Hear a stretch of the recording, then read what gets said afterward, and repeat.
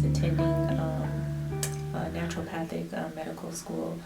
And while there, I discovered a lump in my breast. The diagnosis was confirmed as breast cancer. And at the time, I didn't have health insurance. I was scared. I have a total of 5 daughters. My eldest daughter lives down in North Carolina. My youngest daughter at the time was 6.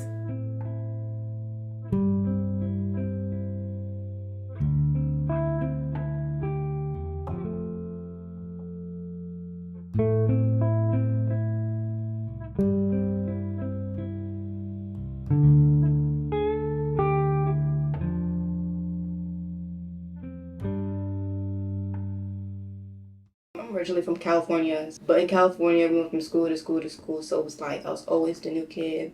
In North Carolina, I've been to 3 different middle schools and 2 different high schools. And in Cali, I've been through like 5 or 6 elementary schools. And it was like we'll go to one school, then we move to a different school, and then we'll go like right back to that school like 2 or 3 years later. Sometimes I feel like coming to school and then just disappearing, it's due like to my depression because like I'm so worried about everybody else and make sure everybody else is good. I don't get time out for me and make sure I'm good. My siblings mean more to me than anybody. Even if I don't go to school, I'll get up and make sure they go to school.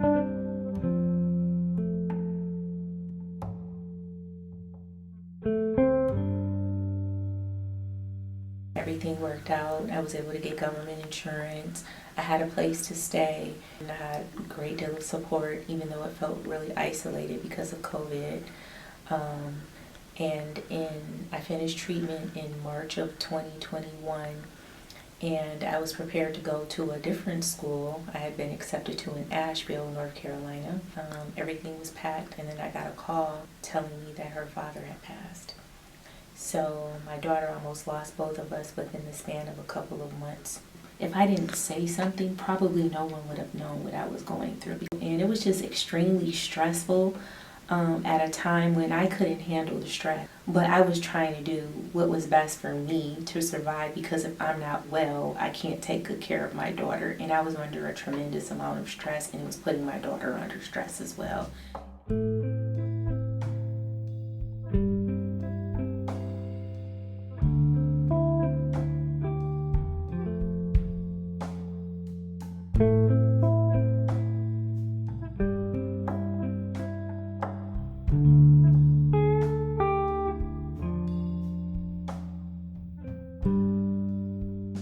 When we first moved in, it was bad. The house we lived in was basically considered condemnable. And so I went to the inspection department and was telling them about my problems with the house situation. How I could plug in something in the kitchen, the whole half of the house power would go out, the flooding. Oh, it was just everything. The inspection department told us it's considered condemnable.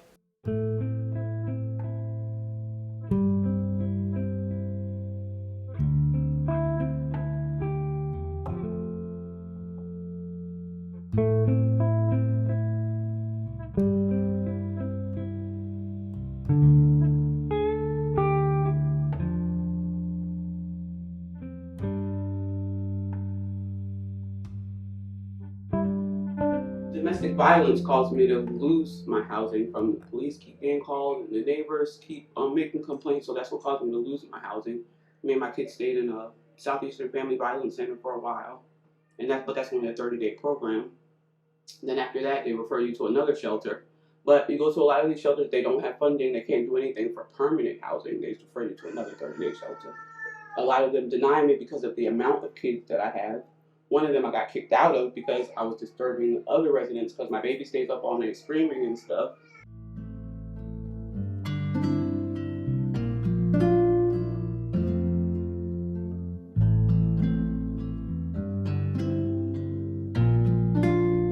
My landlord was threatening us to pull out our meter box and turn off our water.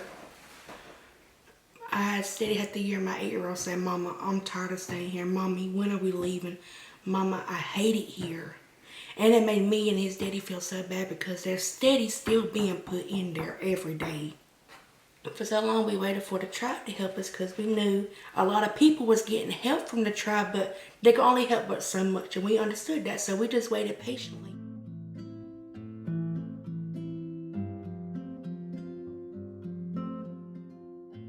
I didn't have a plan, so I was again homeless, and so we found ourselves just kind of going into hotels, and that was eating up what we were making.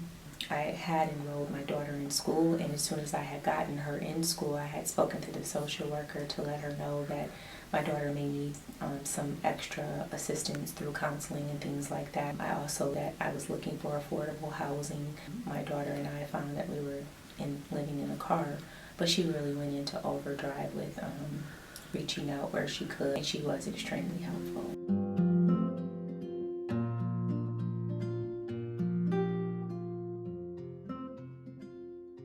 Finally, I talked to this lady named Allie at the North Carolina Coalition to End Homelessness, and she called Bladenboro Housing and gave me a referral for something called an EHB voucher, which is kind of like Section 8, but it's for people primarily that are dealing with domestic violence and homelessness.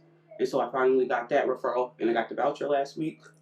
And then I found this guy that had this house, and we moved in.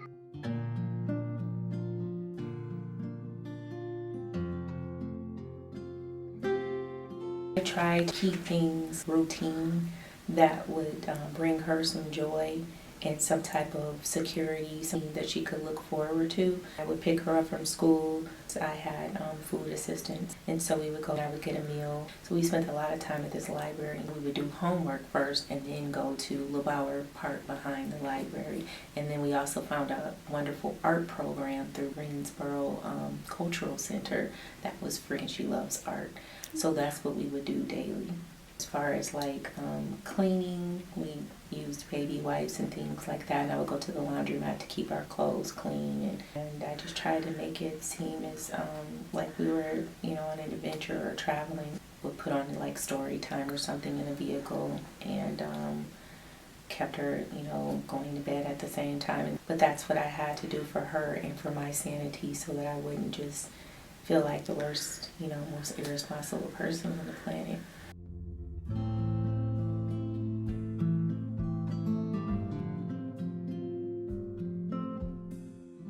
Like, with dealing with DV and homelessness, there's not a lot of resources to help you, especially in this small town. There's really nothing. There's 2 shelters in Robinson County, but one of them only has 4 rooms per family, so they're always full. And the other one is like one of those places where no one's background check coming in, or you have to leave every morning at 8, come back at 5, and pray you get a bed. So they really don't like to take people with kids because there's all types of people coming in there. They don't know who those people are every day. Because it's hard to find help with anything. If you need help with food things, just anything.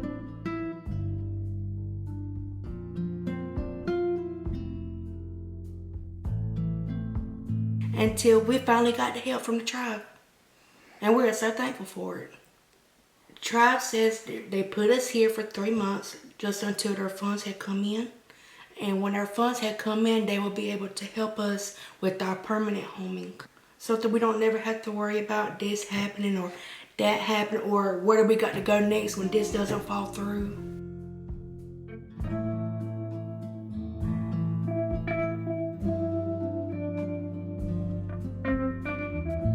Oh, now the school and the tribe has come together and helped with my son's transportation. He didn't have to transfer schools. He's still able to go to the same school he has been. And he loves it. He's so glad he didn't have to transfer schools because he was scared of new friends and how was it going to go. But he doesn't have to worry about that. And I'm so thankful for the transportation. Going from house to house and figuring out if I was going to graduate or not was, I don't know, it was hard. Now I got a kid that's just getting into high school, so she's mad about leaving all her friends. We've been in Bladen County for 6 years, since she was in elementary school. And now she's having to come down here and switch schools. So that's kind of hard. They're worried about it.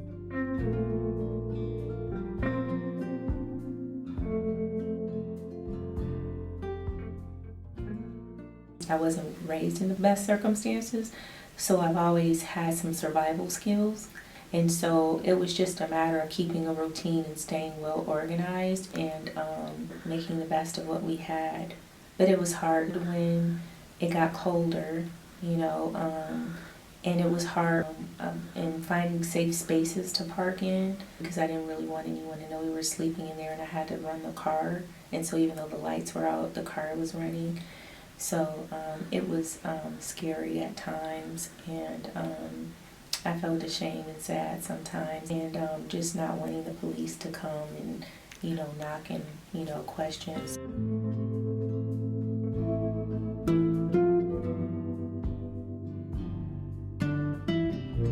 And they're so happy they're here. We love our home.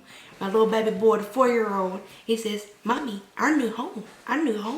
It feels so good." Yeah. But yesterday she was like, I can't figure it out, but that outlet not working. She put this fire hazard, and his maintenance man couldn't figure it out. So I literally took the last money in my bank account and I hired my own electrician to come and fix that. And she was like, if you can get it fixed and send me a video, I'll approve it. And the electrician finished at 4:28, and she left the office at 4:30. And I hurried up and sent her a video, and she called him and told him that I could move in. I can't say enough about how important having, our own home and having somewhere to go to, having a sanctuary to go to is. It's extremely important. It allows her to feel secure. She has a sense of security now. She knows that she has a home to come to, and she has a routine. And so that's and it's been helpful for me just to be able to break down when she's not there and find my own routine and feel better organized.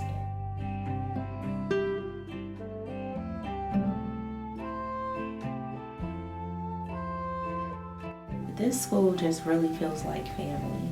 They really care about each and every family there, and whatever is needed, someone is willing to help, or there's always some program going on, and they didn't make me feel ashamed, even at my age, like I should be further ahead. They just started doing everything they felt needed to be done.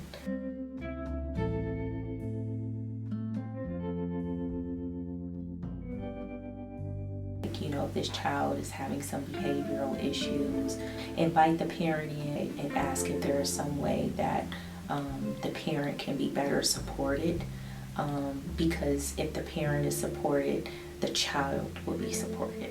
Approach the conversation like, how can I help? Like, what do you need?